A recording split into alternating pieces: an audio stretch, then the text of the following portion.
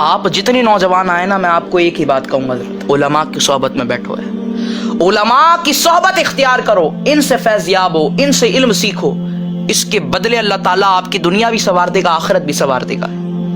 آج تو ٹکے ٹکے کے لوگ آ گئے جن کی کوئی اوقات نہیں، جن کو گھر والے نہیں پوچھتے، وہ یوٹیوب پر سوشل میڈیا پر بیٹھ کر علماء پر بک بک کر رہے ہیں۔ میں آپ کو حقیقت بتا رہا ہوں حضرت، میں خود جامعۃ المدینہ کا طالب علم ہوں، میں خود طالب علم ہوں درس نظامی کا، میں آپ کو حقیقت بات بتا رہا ہوں۔ ٹکے ٹکے کے لوگ جن کو عربی کا آتا پتہ نہیں، جن کا باپ مر جائے تو یہ غسل نہ دے سکیں، یہ کفن نہ دے سکیں، جنازہ نہ پڑھا سکیں، نہ پڑھ سکیں، نہ دفنا سکیں،